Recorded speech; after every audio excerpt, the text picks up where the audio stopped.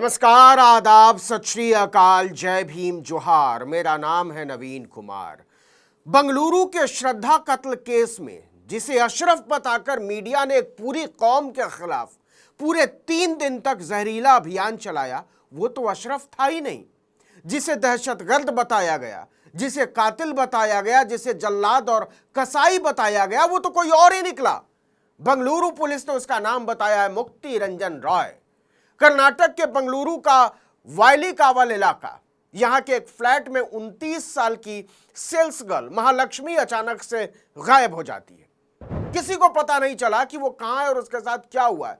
तभी बंगलुरु के ही दूसरे इलाके में रह रही उसकी मां मीना राणा एक दिन उसके घर आ पहुंचती है। बेटी का फोन कई दिनों से बंद आने की वजह से वो परेशान थी। मीना राणा के साथ महालक्ष्मी की जुड़वा बहन भी पहुंची। 21 सितंबर को दोनों ने जैसे ही महालक्ष्मी का फ्लैट खोला, उनके होश उड़ गए। कमरे में चारों तरफ खून के धब्बे बिखरे पड़े थे। जिधर नजर जाए छोटे छोटे मांस के टुकड़े और अस्त व्यस्त सामान। बदबू इतनी ज्यादा कि वहां खड़ा रह पाना भी मुश्किल था।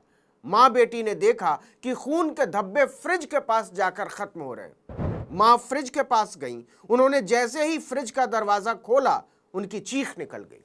फ्रिज के अंदर इंसान के 30 से 40 टुकड़े काट कर रखे हुए थे। सबसे नीचे महालक्ष्मी का कटा हुआ सिर था।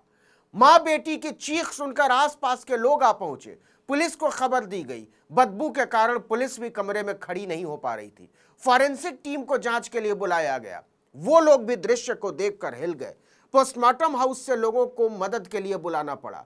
शव के कुल 59 टुकड़े पुलिस को मिले। मौके से सबूतों को जमा किया गया। पता चला कि महालक्ष्मी को तो 3 सितंबर के आसपास ही मारा जा चुका था। इसके बाद शुरू हुई महालक्ष्मी के कातिल की खोज। फिर इसमें अशरफ का नाम कहां से आया और कैसे मीडिया को मिला एक ऐसा मसाला जिसकी खोज में चैनलों के संपादकों की आत्माएं नोएडा के स्टूडियो में किसी चील की तरह भटकती रहती हैं। पुलिस को तफ्तीश में पता चला कि महालक्ष्मी की शादी नेरमंगला इलाके में रहने वाले हेमंत दास से हुई थी। हेमंत मोबाइल मरम्मत की दुकान चलाता है। शादी के बाद महालक्ष्मी भी एक मॉल के ब्यूटी सेंटर में नौकरी करने लगी। दोनों को एक बेटी भी हुई, लेकिन साल 2023 में महालक्ष्मी और हेमंत के बीच खटास आने लगी। इसकी वजह से महालक्ष्मी वायलीकावल इलाके में आकर रहने लगी। पुलिस को शक था कि कहीं इन सब के पीछे हेमंत का ही हाथ तो नहीं है, क्योंकि महालक्ष्मी और उसकी आपस में बनती नहीं थी। लेकिन दोनों अलग अलग जरूर हो गए थे, उनका तलाक नहीं हुआ था। इसी साल फरवरी में महालक्ष्मी ने अपने पति हेमंत के खिलाफ मारपीट करने की शिकायत भी दर्ज कराई थी। लेकिन हेमंत ने पुलिस को जो बताया, उसी में मीडिया के लिए मसाला छिपा हुआ था। हेमंत ने बताया कि साहब, मेरी बीवी का अशरफ नाम के हेयर ड्रेसर के साथ अफेयर चल रहा था। अशरफ उसे अक्सर घर लेने और छोड़ने बाइक से आया करता था। उसी ने महालक्ष्मी को मारा होगा। अब पुलिस का पूरा फोकस अशरफ की तरफ हो गया।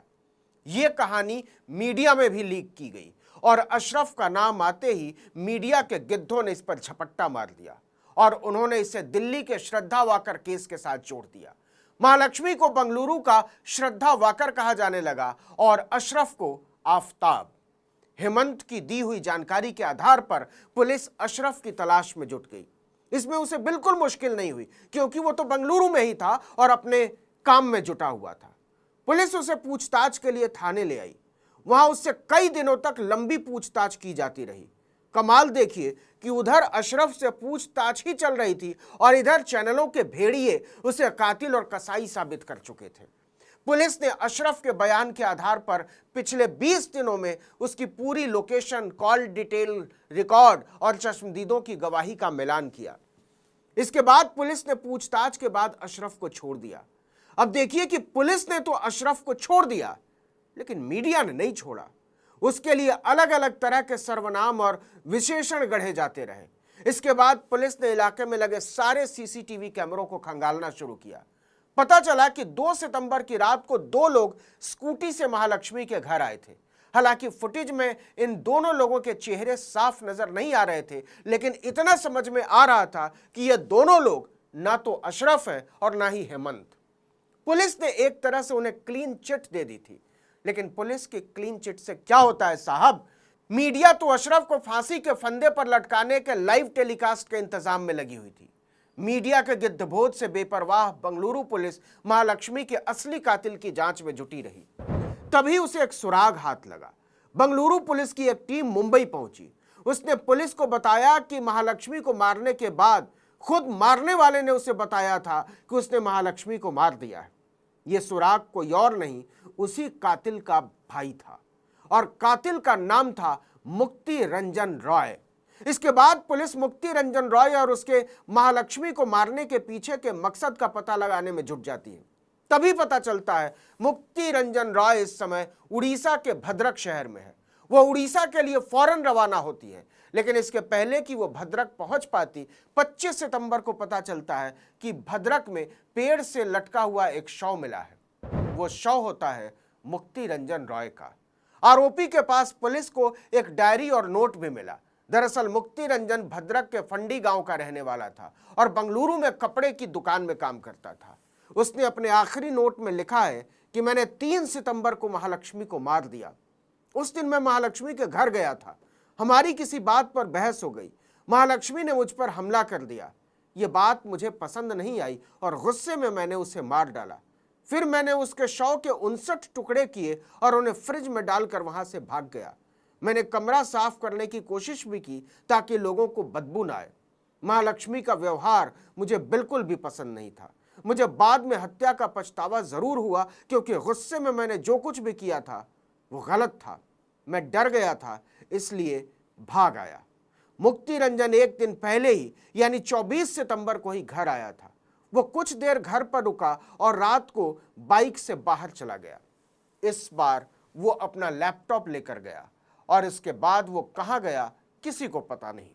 अगले दिन उसका शव कुलेपाड़ा कब्रिस्तान में लटका हुआ मिला। इसके साथ ही बंगलुरु पुलिस ने महालक्ष्मी हत्याकांड की गुत्थी सुलझा ली और इसके साथ ही अशरफ को लटकाने में जुटा हुआ मीडिया मातम में डूब गया। उसके खूंखार इरादों वाले संपादकों और मालिकों को जो मजा अशरफ में आ रहा था, वो मुक्ति रंजन रॉय में कहा। चीफ एडिटरों ने ठंडी आह भरते हुए अपने आउटपुट एडिटरों से कहा, स्टोरी ड्रॉप कर दो, अब इसमें जूस नहीं है। इस वीडियो में इतना ही, लेकिन अगर आपने आर्टिकल 19 इंडिया को अब तक सब्सक्राइब नहीं किया तो फौरन कर लीजिए। बेल आइकॉन दबाइए, घंटी जैसी आकृति, लाइक कीजिए और कमेंट करके बताइए हमारा वीडियो आपको कैसा लगा। हमारा ट्विटर हैंडल है article19_India और मेरा ट्विटर हैंडल है नवीन जर्नलिस्ट। नमस्कार।